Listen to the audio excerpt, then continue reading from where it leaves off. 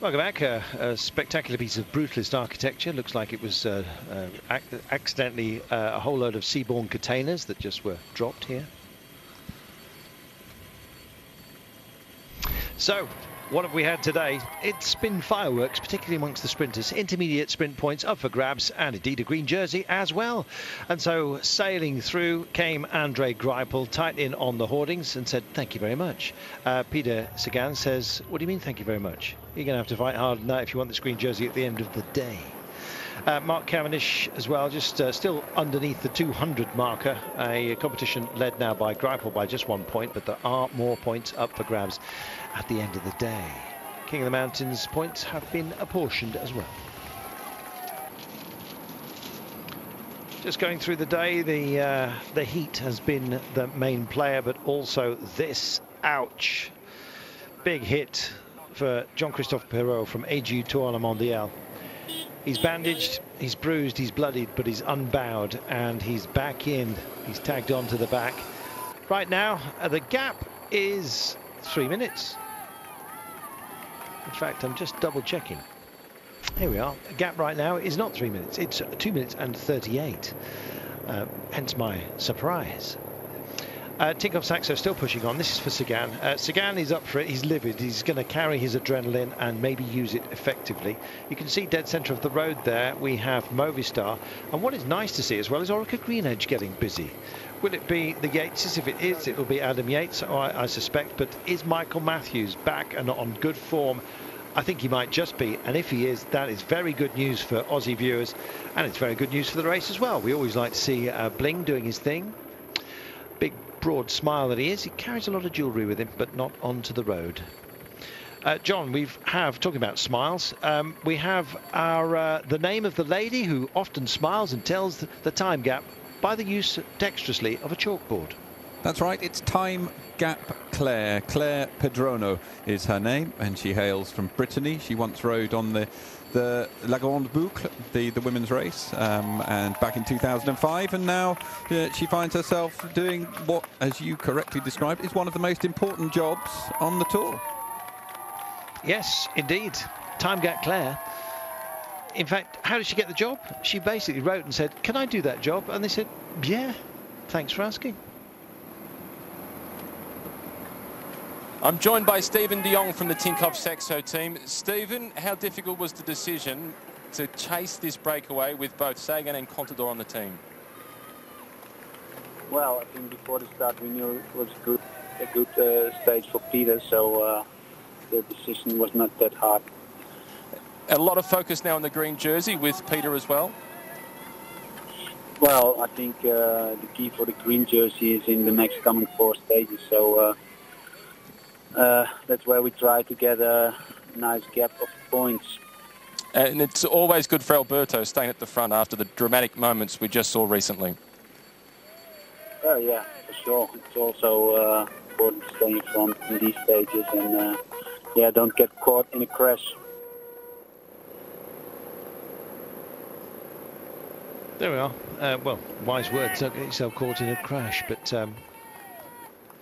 will these guys get caught? That's the question. With 33.7 to go, they've still got 2.5 minutes, Sean.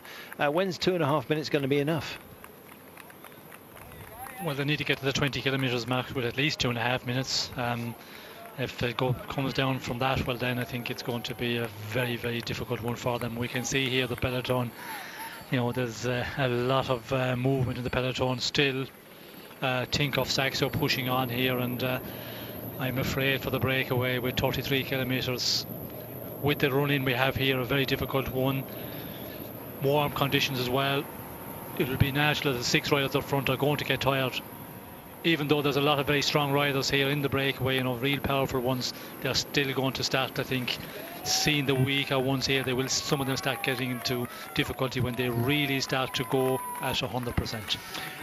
We're hearing that you're not hearing us very well at home, and we apologise for that. Apparently, it is to do with the heat that is rising here, and it's causing all kinds of problems with the microwave link. Are you hearing us okay, John, yourself, as you're back in Paris, as we're beaming to you first? I am hearing you loud and clear. Very, very clear line to me. All right, well, it may well be just our link with production. And those of you at home, if somebody wouldn't mind tweeting me and just saying loud and clear, or Dalek, or whatever it is that you're hearing, then we'll hear it, we'll get it firsthand. Here we are. The aforementioned Lamprey Merida. Is it possibly going to be the day when the pip squeaks? That's Pippo Pozzato. I put too many P's in there. Nice to see Orica Greenedge as well, Sean, joining the fun. That suggests that Matthews may well be up for it. Yes, well, it's the first time we've seen Orica just coming to the front here, but it tells us that they have interest as well. And when you look at Orica Greenedge, the team, hugely unlucky in this tour, losing Simon Gerrans in the stage 3. Albacini also, who's a rider for this sort of finish, he went out on stage 5. Then Dal Limpy, of course, are also out of the race. So there's 3 riders down, and that is going to make it difficult. But it's good to see. It just tells us that Michael Matthews is feeling better, and after what he's been through, because he's had some horrible days after the crash there, he's suffered and battled through, and if he can just have a go for this stage, well, it will be good for today and for the days to come. You can see the grimaces, and they're starting to look a little bit jaded, the guys who are in the break. I'm not surprised. It's been a long day in the heat, Sean. All credit to them, even if they do get caught. Yes, well, I think to get into the break today wasn't too difficult. A lot of riders not really trying, because they were always talking about this, a transition stage, a stage for the sprinters, and I think a lot of the riders were saying, well, go into the break today, a huge effort, and then the sprinters teams are going to control you out there all day, and you're going to pay for that in the days to come. But chapeau, they went out there, the 6 riders, and they have given it a good run. Maybe now they can turn it on at 20 kilometers to go and try and hold on, but again, 2:10 is just dropping off all the time. It is, inexorably it seems. Thanks to everyone who's told us that you're hearing us loud and clear. The lovely Debbie Hill, friend of this program, friend of this channel, down in Oz, says that everything is okay, and everything far from okay with Andre Greipel. Yes, it looks like that he is in difficulty, or is he just going back to the car? Doesn't look like that.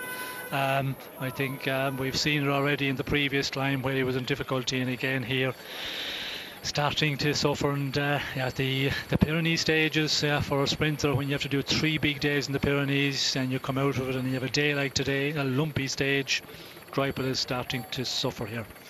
Multiple wear of the green jersey during this Tour de France, and 2 stage wins for Andre Greipel. I think even if it stopped now, that would be as a majorly successful Tour de France. He, of course, now is hungry for more and would like to, of course, take on the Champs-Élysées and maybe win what is regarded widely, globally, as the Sprinters World Championship, albeit, of course, the last stage of the Tour de France. 31.9 kilometres to go, 2 minutes and 7. Just starting to look like they're labouring ever so slightly, and Pierre-Luc Perichon of Breton Sèche Environmental at the back here is not looking overly delighted with life. Nathan Haas out of the saddle, bouncing for Cannondale Garmin. There's the local man from Francis de Jeux, just behind Thomas de Gent in the red, who's been quite busy taking intermediate sprints and the biggest climb of the day. Geniez himself, the local man, Alexander Geniez, there in the white, blue, red, white, blue, blanc et rouge, indeed, of Francis de Jeux, having taken one of the intermediate climbs as well. And indeed, this is the last of the categorised climbs today, and it looks like any desire for a skirmish has been left some way behind on this road today, of which it's a long one, 198.5, and nice little beat on delivery there, as you see. Job done, and it's nice to see fans here, albeit brought to the point of exhaustion, it seems, by the heat of the day, but lucky lad, he's in the shade. Wilco Kelderman took the only point available on that category 4 climb. And so they've got a little bit of a, let's discuss the terrain, shall we?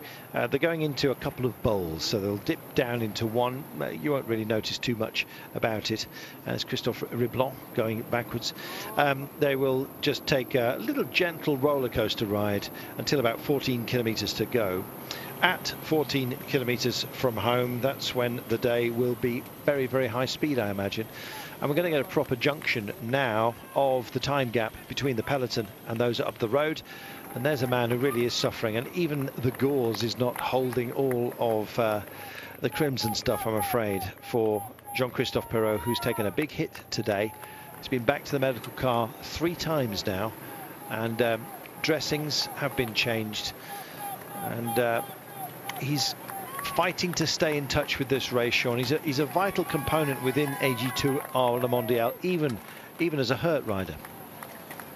Well, you would expect him to be, but in this tour he hasn't been a great advantage to the team. I don't think he hasn't been doing much at the beginning of this tour. He was the man finishing second last year on the podium to Nibali. There was big hope from that he would do another place in general classification. I was always concerned to repeat a podium place would be difficult, but I did think, a top 10, but he is a long ways off that form, as there's many other riders, and he's just back in the bunch, and that is something he needed to do, because he was, a minute and 40 or something down there after his crash, to get back in the peloton here and stay in for as long as possible, and possibly in the end he will go out with some riders that will be dropping off. But he saved the day. Get through and see what the results show up, what the exams show up if he's wounds. But another day through, and that's what the riders are doing who are really suffering. Just tick off the days as they go. Welcome back. Andrew Court says loud and clear in Hong Kong. We've got people in Brunei, the United States. We're going global. Been a few complaints as well. Cliff Davies thinks we're speaking too much French. We're in France, Cliff. So just calm.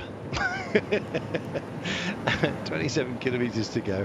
I don't know. People want it all here. Some of you like a bit more French. A bit more pace, perhaps? Well, have some then. And here come Katusha. This is for Christoph, I'll be bound. And he's got a great chance today. Out front, it is Orica Greenedge, as you can see, on the nose of the chasing pack. Minute and 50. And the break's starting to look doomed, Sean. Yes, it's not looking good. 150 at the moment, and coming down all the time.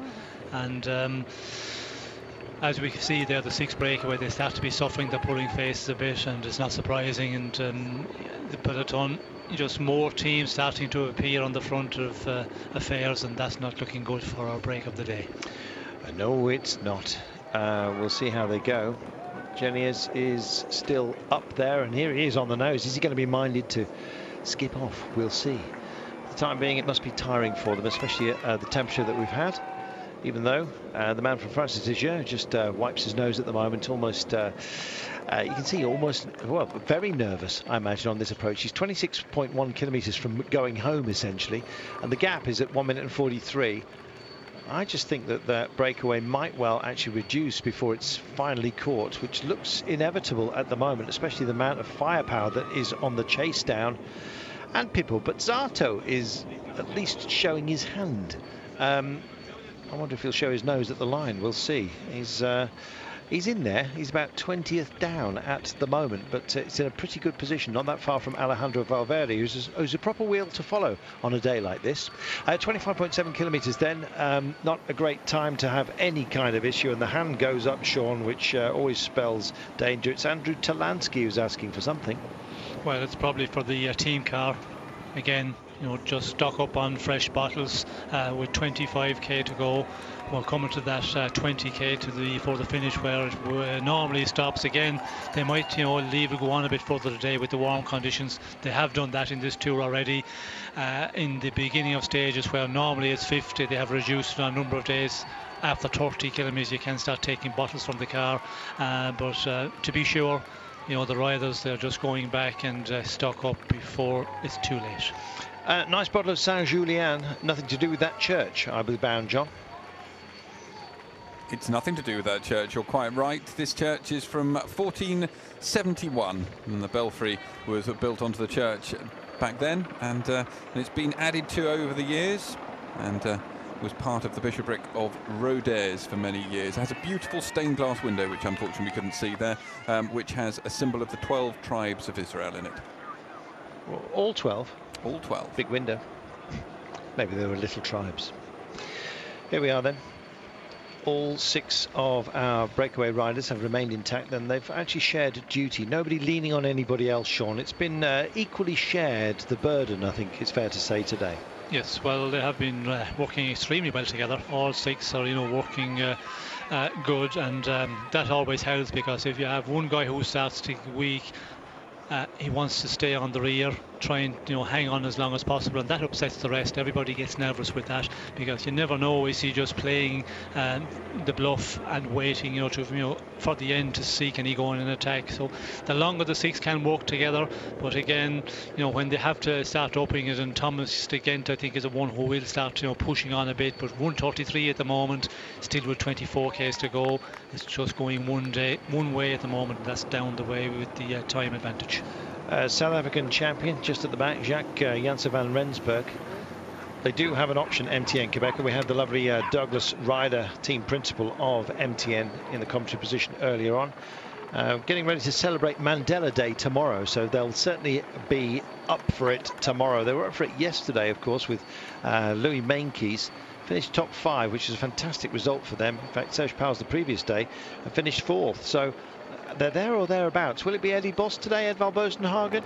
Not quite sure. I don't think Eddie is overly fond of hot temperatures. I guess we'll see. Right now, here we go. This is the first hit out from the breakaway, thinking it is just getting too close, and it's a brave move, Sean. Well, I don't know if we call it brave. To go at this time, it's going to really... The chances for everybody here on the 6-man breakaway, it's not the time to do it when it's coming down like that. You just keep on working, and if you're feeling good, you just keep on contributing maybe a little bit extra at times, try and get closer to the finish and then have a go. But with this distance, to trip off on your own, it's not going to happen for Nathan Haas. There we are. The Aussie's decided that he doesn't want to share this with any other Aussie, and there's a great possibility, of course, that Michael Matthews, Bling himself, is behind, and maybe that's extra added incentive. Who knows? The gap was coming down rather quickly, and he's just gone off here. Can he possibly hold on to this pace? It will be a long-range piece of glory if he manages to do it. Did take the Tour of Britain 3 years ago, we remind you. And can he just add to his impressive palmares again today? We'll see. 23.1 kilometres to go. It's a massively tall order, especially with a charging pack. And these guys, no response just yet. In fact, as we say it, suddenly we get one, and it's Cyril Gauthier that's decided to give chase. That'd be a handy pairing if they went for it, Sean, but you feel that their energy levels would be extraordinarily depleted after such a long day in this kind of heat, and still with just over 22 kilometres to go. Well, they will be, and when you have a 6-man group and they're still working well together, 1:30 of an advantage, you just continue on riding with everybody else. That would be, if I was the rider, if I was the team director, that would be my orders. I'd say just contribute with the rest, continue on working, and we will see, because in this final there's another bit of a hill to come, and of course the finish as well. If you're feeling good, you have a great chance in this finish. You don't have to be maybe the fastest, it's the strongest, the fittest will survive, but if you attack the 6-man group, well then to stay ahead of a big chasing peloton, it's always going to be more difficult.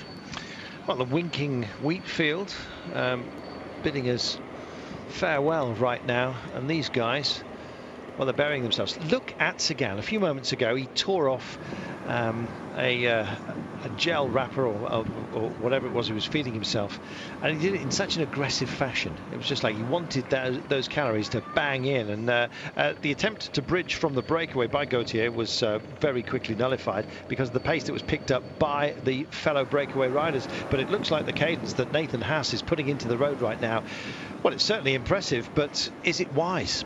Very impressive, and he is going at a real fast rate, because we can see the other 5 are chasing at a very strong rate as well, and we could see there that Gauthier, when Nathan Haas went in the attack, he just gave the signal that just continue on riding, guys, we keep on working as we have been all along, and just peg him back. And now we can see that the advantages, he has a nice advantage, but to keep it going on your own, that is always going to be the difficult one against 5 riders at the end of such stage, a very energy sapping stage. It's interesting, Gautier just saying, come on, get on my back wheel. I feel like I've got a little bit of power here, and it's he that wants to maintain the chase, doesn't want to do it on his own, and they're starting to work together. And Gautier is the man that is cracking the whip hand here. He's essentially the road captain of this little tiny team time trialling team, albeit of different teams, and any alliance they form will be ripped up later on. We're under the 20 kilometres to go marker, and 1:44. Haas has found some great pace, and he's extended the gap on the peloton. But what about the gap to these guys? There he is up the road.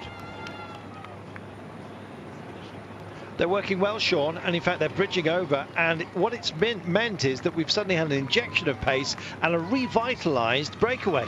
Yes, and we can see here that Nathan Haas is extremely strong for the moment. Can he keep that going for the next 19 kilometres and hold off the 5 chasers and hold off the main peloton as well? It's looking a little bit better for the peloton. 1:44 as we go inside the 20 kilometres to go. That is that's a good advantage. And if you work out the calculation, which we do, a minute per 10 kilometres, it's within that. Although this final is probably a one where you need a bit more, but we'll have to wait and see. Now the next 2-3 kilometres are going to be important for the 5 chasers. Will they be able to pull him back, or will he hold them off on his own? Well, they can't shirk their responsibility, and it looks like he's knocked it back just a little bit. I think his own team, you could see him looking across the cut of the road, Sean. It does curve around the road. It does swerve around the bottom of this little basin that we're in at the moment, and so he had a good look back over his shoulder. He saw the pursuers, and I think he possibly knows the game is up, but it's been effective because now he can rest up and maybe go again. He's injected pace into this group. Maybe they've got a bit more belief as well. 1:46. The gap has just extended a little bit again back to the yellow jersey. Well, I don't think he's going to be too popular with the other 5. Nope. Attacking like this so far out, when the advantage that they have is going to be a difficult one to hold off. If you have 8 or 9 minutes here, well then it's open for all. You can go on the attack, but the understanding between the 6 riders, they would be talking together. Okay, we'll keep on working together, and we'll see what the advantage is with inside the 10 kilometres to go. We will see now what will happen, and will he still contribute? He has to contribute the working here on the front. If he tries to sit around, well then there'll be definitely a discussion with the other riders. Big discussion going on back to base as well from a rider from Breton Sèche Environmental. That's Pierre-Louis Perichon. He was shaking his head. I don't think that was anything to do with the breakaway, and this is Gautier saying, come on, for goodness sake, we can all do this together, but we can't do it alone. Now let's just stop the bitterness and get on with it. De Gent is the only one to respond to him at the moment. Some tired legs and the punishing heat of the day. The heat has ebbed. Has the demeanour of these guys suddenly, in a little electric shock, rode through this breakaway at the behest of Nathan Haas, this 26-year-old Australian. He sped off, and in fact it put a bit of punch back in them, and right now they hold 1:42 over the peloton. If they can hold on to this 1:42, by the time we get under the 10k marker, it's that finely balanced at the moment. They've found some more pace, Sean. Maybe they believe, and maybe these guys are just getting a little bit disheartened. It's Tinkoff Saxo that are being requested or required to do so much work, and Daniel Tekla-Hamanot has come up for MTN Quebecer, former wearer of the polka dot jersey, that today is being nursed on behalf of Chris Froome by Joaquim Rodriguez, by the way, who was second in that competition. Chris Froome, of course, wearing the yellow jersey. It's busy, Sean. Yes, it's very busy in the front. We can see the peloton, travelling at 48 kilometres per hour. It's a little bit uphill here. That tells that there's a fast pace. 44 here for the breakaway. Depending on where they are on the road as well, you cannot really take too much from that. But the 6, we can see it's coming down once again, 131. And I think there's some of the riders thinking here, just keep a little bit in reserve here, and it's just a tense moment here between the 6 at the moment. Sign language, Gautier, just putting a finger towards his temple. I think it was a visual expletive. Are you nuts? I think is what he was actually saying. And of course, the target for his ire was Nathan Haas. Nathan Haas wearing number 163, nearest to us. In fact, he's at the back of this group, a group that he put a bit of pace back into. At least he did that for us sitting here at home. The rest of the breakaway group didn't like it. 16.7 kilometres to go. Minute and a half. When's that going to be enough, Sean? Well, they have to have the minute and a half at 10 kilometres to go to have a chance holding on. We can see the peloton is just starting to up the pace, and if they can hold that 1:30 at 10 kilometres to go, well then they could put up a good battle to go all the way. Let's see if they do it. Let's talk about the terrain that we're dealing with right now, Sean. In 2.3 kilometres time, they start a climb, a proper one. They're dealing with one at the moment, but it really will kick up. It's a bit like going over the ridge of a bowler hat, and they come back down into Rodez. Now they've got to deal, if you like, with the upturned rim of said hat to the line today. And it's the last 600 metres where there's 500 metres of what will be sheer hell at the end of 198.5 kilometres today. Yes, it's going to be a real difficult finish here, and if the 6 riders happen to hold on and they have that 15-20 seconds coming into the final number of kilometres, you can lose that so quickly on the run in here. In the last 600 metres you can lose 15-20 seconds very quickly if you have to give it your all 5-6 kilometres out with a peloton just travelling at much faster rate. Looks like some kind of ceremony. I'm not sure whether it's time for evening vespers at the Abbaye de Bonnicom. And in fact, these guys out here, I don't know, maybe a prayer, a wing and a prayer perhaps. We'll see. Minute and 23 is what they've got with 15.5 to go, and it just doesn't look like it's going to be enough. They're still fighting to cool themselves down, courtesy of the extra effort that's been demanded of them, and part of that is down to that man who's just sailing by right now, Nathan Haas, the Australian, who I think did everyone a favour today. He's kept this alive a bit longer, but the breakaway, his co-companions didn't like it. There's Tekla Hamanot, who's did a great job, of course, for MTM to wear the polka dot jersey with such honour. He is guiding in at the moment what looks like Tyler Farrar, and ultimately, I suspect, Norwegian champion Edvald Bosen Hagen. Could be a great day for MTN Quebec, but then again, likewise for plenty of others. This man has had a very, very rough day, but he's holding on. How brave is that? I think you're looking at our Combativity Award winner by the end of today as an absolute certainty. 15 kilometres to go. Under the banner they go. Well, the green jersey points up for grabs as well, and how crucial is that going to be? First 1-5 finishers across the line will get points today. It's not an enhanced sprinters points day. There are 2 more of those, so 30 up for grabs. 15 riders score points. There are the top 5: 30, 25, 22, 19, 17. Will it be the breakaway that hoover up all those? Will Sagan come through it? Don't think Greipel's going to be there. Sagan trails Greipel by a solitary point because Greipel nicked the minor points in the initial intermediate sprint.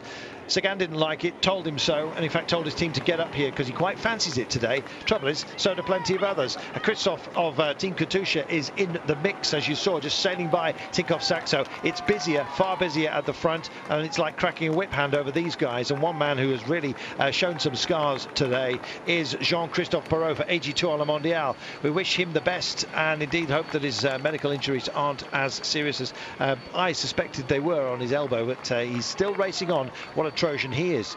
Likewise, performance from the 6 men who are in the breakaway are 1 minute and 9, and the pace does not look overly focused, but it is. And look at these guys, they're wrestling with it, and bye-bye it is for British Environmental's Perichon. Just can't keep up. 6 become 5, Sean. It's a battle of attrition.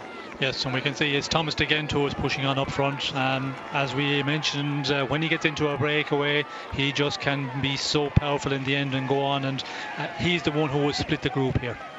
He is the one that's going to split the group, and I'm afraid that Geniez doesn't look like it's going to be a pleasant homecoming for him. He might relay back on in a moment. 14.1 kilometres to go, 1 minute and 8, and the attacks roll on, and it's that man again. Nathan Haas has decided he's going to go, and he's being joined here. Kelderman of Team Lotto Jumbo in the yellow goes with it as well, and there goes goes Gautier. I beg your pardon, it's Gautier that shoots off as well. He was the one that was exclaiming, if you like, to Haas, and in fact it's Haas that's been beaten up here. Yes, well, I think he's paying for his efforts a bit earlier because he did put in a big attack, and we can see Kelderman now with Gauthier following. Thomas de Gent, he will get back in. He will just keep on working at his pace.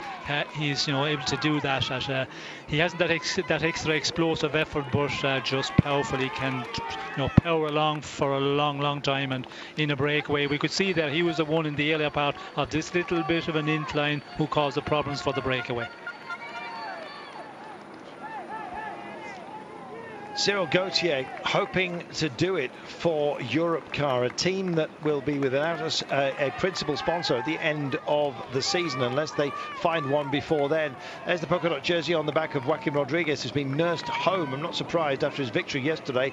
He clearly left something on the mountain. I'm afraid it's not his kind of terrain today. It is about the punchers. Somebody's going to get beaten up. We'll find out who it is. Will Sagan be back in the green jersey? Certainly looks that way, because Greipel, who leads the competition right now by one solitary point after the intermediate sprint, has been distanced.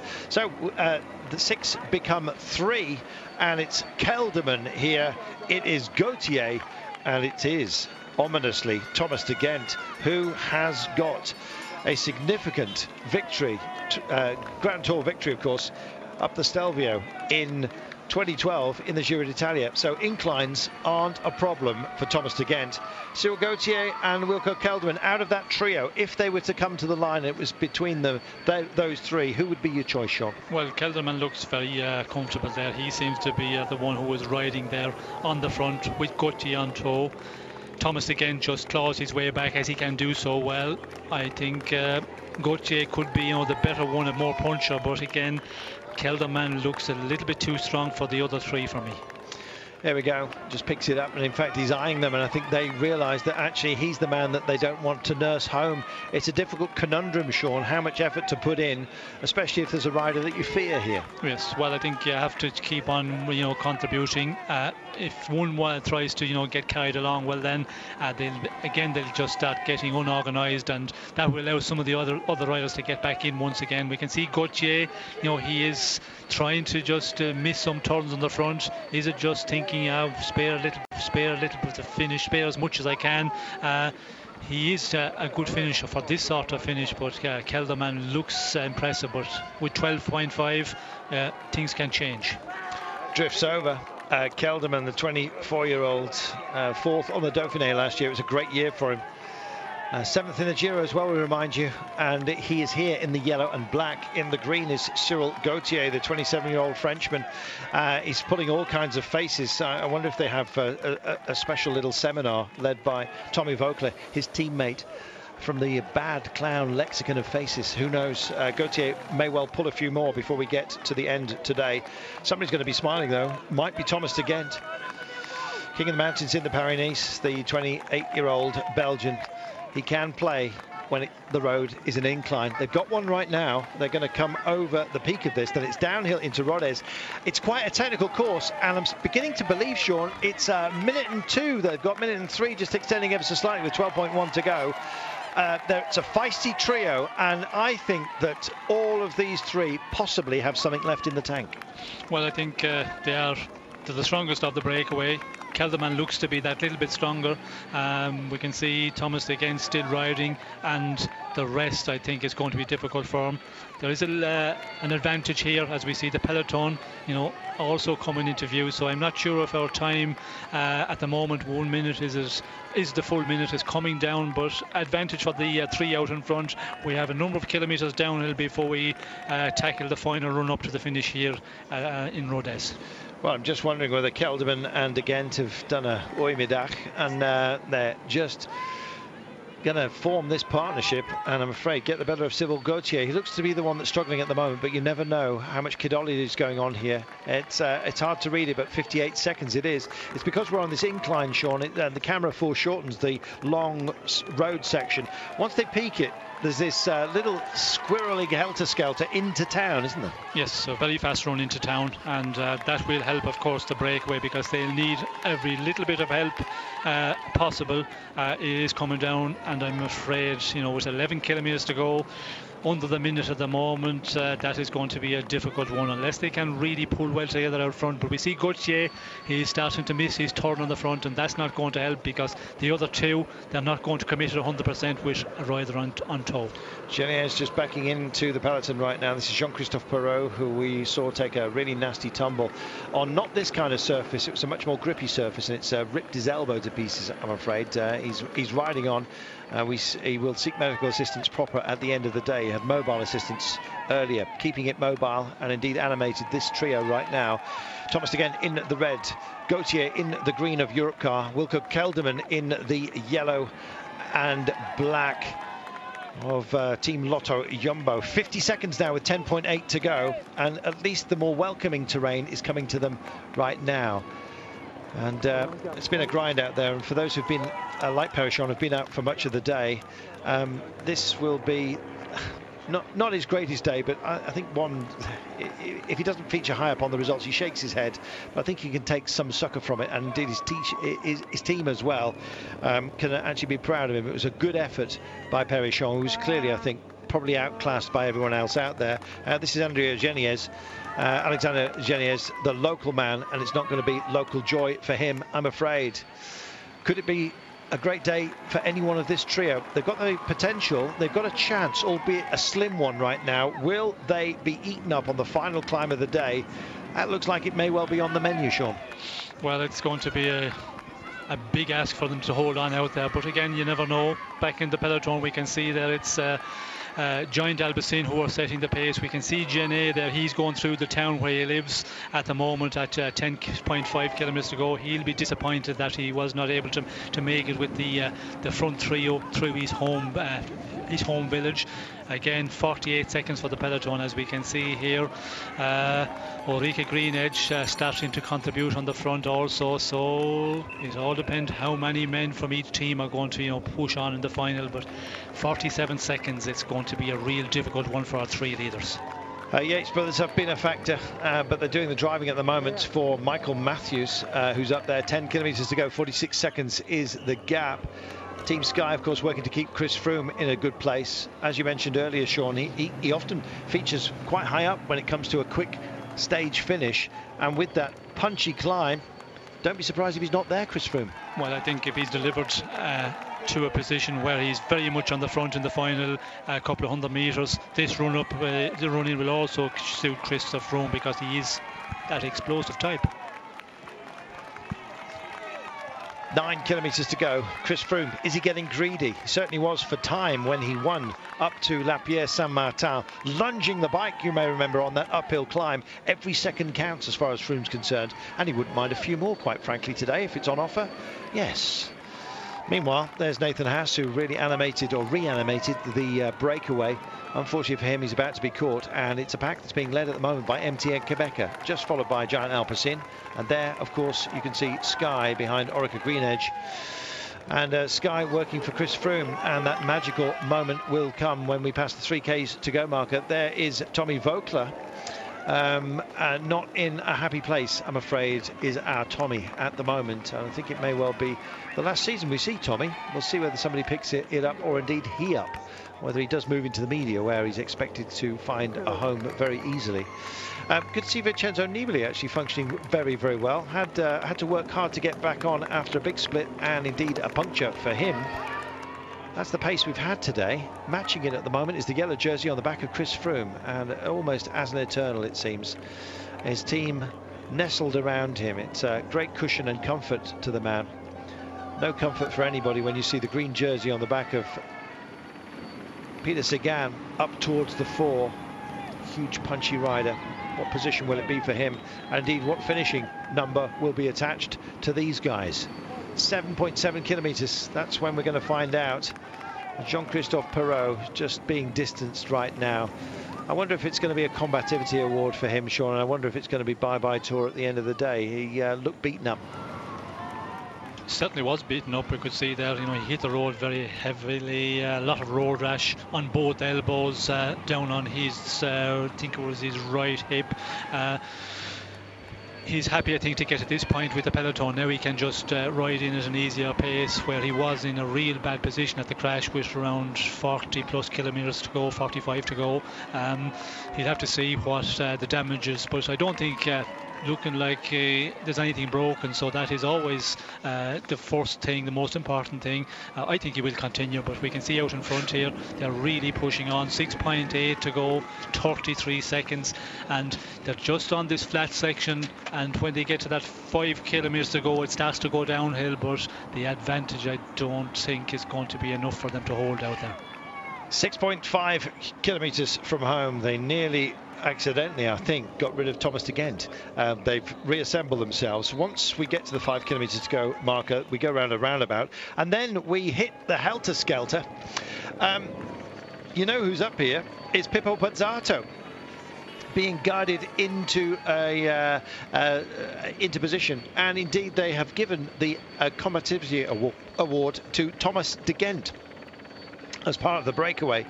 I thought it may well be Jean-Christophe Perrault today, he of the injuries sustained on the road today, but it's de Gent. At least he'll get something out of today, but he'd like an awful lot more, Sean. Yes, well, I think they were all hoping to get a lot more, and you know, it looked like that it wasn't going to be possible at all. Then, of course, with the attack from Nathan Haas, and that's the discussion as well. If, you know, Nathan Haas had not attacked and just kept on riding, you know, they would have maybe another 10 or 15 seconds advantage, but the situation is as now, 30 seconds with just over 5 kilometres to go, and we can see, you know, a lot of movement here on the front of the peloton from a mixture of teams. And Mark Cavendish is in the fray. Likewise, plenty of others as well. The Austrian champion, Marco Haller, is here, working for Alexander Kristoff.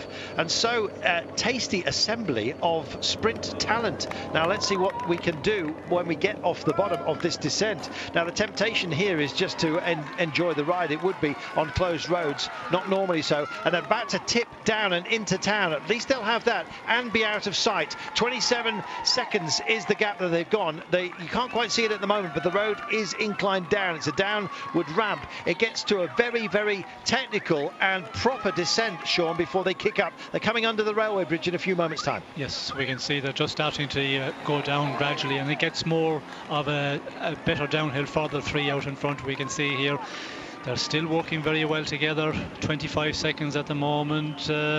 They need this run in to get a little bit of recovery before the final kick up to the finish here. The downhill section will, you know, allow them to recover a little bit, but they have to keep on pushing close to 100%, because with advantage 24 seconds at the moment. Well, it's some sprint elite along with punchers who are out at the front at the moment, and some of you will be very pleased to see that Mark Cavendish is amongst this grouping right now. It's a drive into town. Sky guiding Chris Froome in as well. De Gent, Gauthier and Kelderman, here they are, and they are about to take on the remainder of this descent. They just come under this one here, the little road bridge. Kristoff looks in a very good position. He's got Haller, the Austrian champion, to guide him in. Having a teammate at a moment such as this, you might think vital, but it's how you ride everybody else's train, I guess. The green jersey of Sagan is staying very, very close to Kristoff. I suspect that is deliberate, Sean. Kristoff looks lively today. Yes, well, I think Kristoff, we can see there's some of the Katusha riders hovering around the front, and Kristoff is there in that top 10, 15 places. We can see MTN and Quebec are the ones who are securing the pace on the front of the peloton, and that is Stephen Cummings at the moment. He's, you know, pulling the peloton along at a very fast pace, still coming down 19 seconds as we go to the 3 kilometres. Well, would you believe that Radio Monte Carlo yesterday tipped actually Steve Cummings to take the day? Will he just squirrel off and do it himself? 19 seconds is the gap, 2.8 kilometres to go, and they're going to hit the base, and then it goes flat before we kick up just after the Flamme Rouge. 18 seconds, it's holding station. It's going to take a lot to get back because they've had this incline to deal with. Can they possibly make it? They've got to have their climbing heads on. We'll see if they do. De Gent here in the red. This is Gauthier in the green of Europcar, and of course Wilco Kelderman as well for Team Lotto Jumbo. And it's starting to fracture. It's not so much a chase as a reach out for glory further back. It's still Christoph that holds position though right now. Just looking at Peter Sagan, he's also in a terrific position as we sail in and start to take on what is a gentler flat section, almost a false downhill, and then we will kick up at the 600 meters to go marker. These guys are going to hit it first, but will they survive? 13 seconds is all they've got with 1.8 to go, Sean. Yes, and we can see still Steve Cummins from MTM in Quebec on the front here, with Nicholas Roach just on his wheel, a little bit ahead of the main part of the peloton. We can see those gaps appearing, and they're going at a real fast rate as Bolka Mollema has a problem here. Not a time to have it at all, and the Tekla Hamanot and indeed Van Rensburg, the South African champion, have done their job today. Here's Peter Sagan looming large, and they're all starting to look for this. Edvald Bosenhagen suddenly joins the fun. The Norwegian champion is in the mix for glory here today. Christoph Sagan Bosenhagen, three great punchers' names that must ring loud in the ears of these guys if they're on race radio. 1.2 kilometers to go, Sean. And we can also see Michael Matthews there from Marika Green Edge in the top places on the front of the peloton. So he looks like he's a man who went through a very difficult time, looks to be going to challenge for this stage. Will these guys possibly have their chance? Well, they've got one, but it's an extremely slim one. They go under the Flamme Rouge, and not that far behind come the chasing pack as well. It's sinuous, it's strung out. There's Sagan biding his time. Degenkolb's also in the mix here. A big gulp of air going into the lungs of Christoph as he wants some attention. And indeed, Mark Cavendish is coming up right now as well to join the fun. This is a real race for glory, and here is where the grind begins. You've got to be able to climb. You've got to be able to take it off. And there goes Peter Sagan. He's using his elbows and his shoulders. Still the trio have at least some kind of hope, but I believe it's ebbing right now and may well just be dissolving as we hit this climb. It's a tough one, but De Gent steps out of the saddle, back into it, and Kelderman goes. Is he bidding for glory? Gauthier gets on his tail as well. It's only 450, 500 meters of sheer pain and hell, and here come the pack right now, and they've got back in. They've got back in. It's not Genier. Surely has recovered at a moment such as this. And here comes it is Demar. Round him he goes, and there goes Peter Sagan as well. Big grind, lots of reserves being poured on right now. It is GVA. Can he give it? Can he make it? Van Avermaet hits the front. He's only guiding in, I think, Peter Sagan at the moment. It's not going to be second place again, surely, for Sagan. Here comes the line. It flans off. It's all about the sprint. What have you got? It looks like it's going to be Van Avermaet. The line approaching. Can Sagan find something? He just gets in on the wheel. He starts to draft. He thinks about going for the Hornings. He thinks about going wide. He thinks about glory. He thinks about a stage win. Can he possibly make it? No, he's denied once again. Oh, disaster for Sagan. Glory for BMC. What a finish that was. What a finish indeed. Total drama.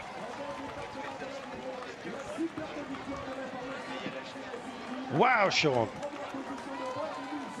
What about that? What about that? And looked like Sagan was in the perfect position. He was in the drafting. I thought he was just playing, keeping it all for very late. And in a finish like this, you can do that. But Van Avermaet, what an impressive! How powerful was he? He had the power, he had the poise, he had the timing, and he has the stage.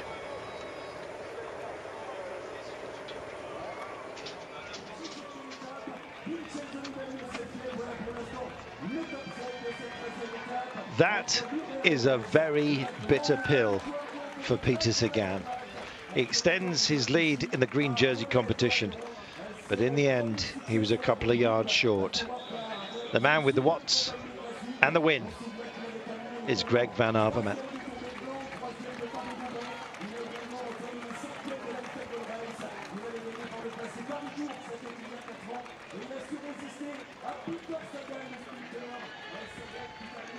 What has Peter Sagan got to do to win a stage of this Tour de France? keep asking him the question, Sean. He keeps finishing second. That's the 4th time in this tour. Well, what a performance by Sagan, because he did everything perfectly. You know, followed Van Avermaet, but Van Avermaet was just on one of these super days, and when you come up against somebody who was on a super day, unfortunately for Peter Sagan, finishing second once again, Jan Bakke lands in 3rd, so 2 Belgians in the top 3. Tough day, punishing day, temperature as much as anything else, but it's supposed to be a transition day, but it was such a fantastic chapter of this great tour. Well, we'll be handing over to Ashley and Greg in a few moments' time, but stage 13, unlucky for some, not for Greg Van Avermaet.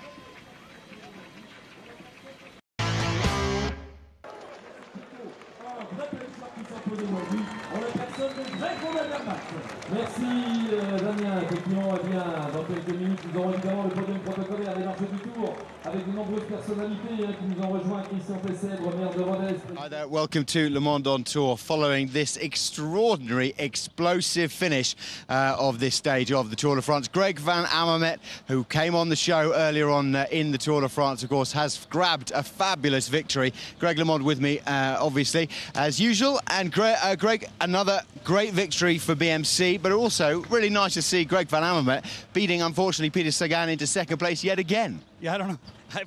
I don't know how to say that, how to react, because Peter Sagan, I think he's been second almost every stage. Every stage he's gone after has been second. He's got to be disappointed. But he should come on the show. Then he'll win a stage. I know. That's right. That's right. But Greg Van Avermaet was by far the strongest. Sagan couldn't come around him. I think Sagan's paying a little bit of price for going after the points. I mean, he's been doing a lot of work from day one. But Greg Van Avermaet's victory is really good. But those guys in the breakaway, oh my gosh. Wilco Kelderman, I mean, what an amazing race. Those guys put it out. They're out there almost the whole race. I think they broke away about 12 Ks into the race, and I did not believe they could make it even that far. They came this close. Yeah, they really did. Nearly 200 kilometers. They broke away after 12. That's 188 by my calculations. They stayed away, minus about 200 meters. Let's show you what happened today.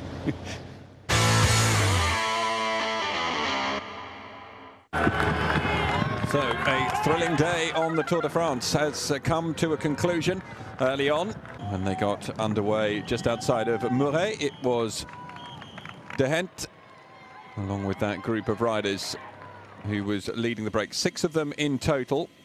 And that breakaway, as we've just seen, very nearly holding on. At the intermediate sprint, it was Andre Greipel who put himself back into the green jersey, although Sagan would have the last word on that. Mark Cavendish in conversation here with Michał Kwiatkowski, who of course was involved in his own breakaway just 24 hours earlier. So these riders, Thomas De Hent, Pierre-Luc Perrichon, Nathan Haas, Wilco Kelderman, Alexandre Geniez and Cyril Gauthier, fighting to get themselves clear of the main peloton, who at this point, with 64.8 Ks to go, were still 3.5 minutes behind. Not such a good day for Perrault of AG Desert. Suffered a fall with 60 kilometers to go. He's been patched up. We'll find out later on whether he is going to continue the race or not. A disappointment for the man who was second to Vincenzo Nibali just a year ago. Well, plenty of French flags being waved, and many of them out in support of Alexandre Geniez, who comes from Rodez. But Peter Sagan looking very, very pensive as they started to move towards the finish. Nathan Haas was the first from the group of 6 to try and drive it along and pull them clear of the ever-closing peloton. Then the turn at the front there of the Lotto Jumbo rider. De Hent looking to try and produce some fireworks, as he has done in the past on Grand Tours. These 3 struck out towards the end. The question was, were they going to be able to hold on?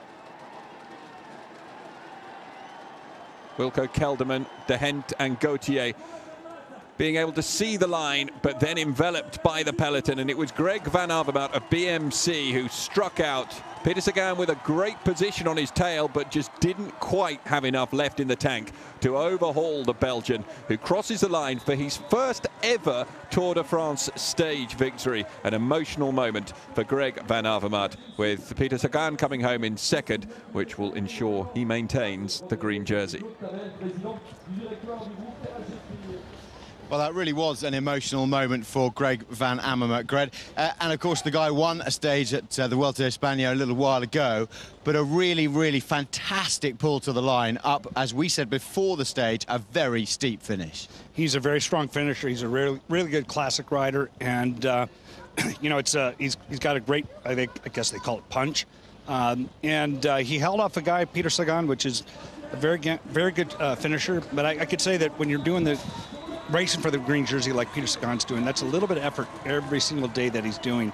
There's a big psychological chase every sprint. I mean, he's going against Greipel halfway through every stage. And so you could tell that fatigue was there. He came close, but Greg was, you know, he's incredibly strong. He's got a really strong team. And as far as BMC is concerned, they've been able to not have to control the race for the last 3 days. So it's paying off.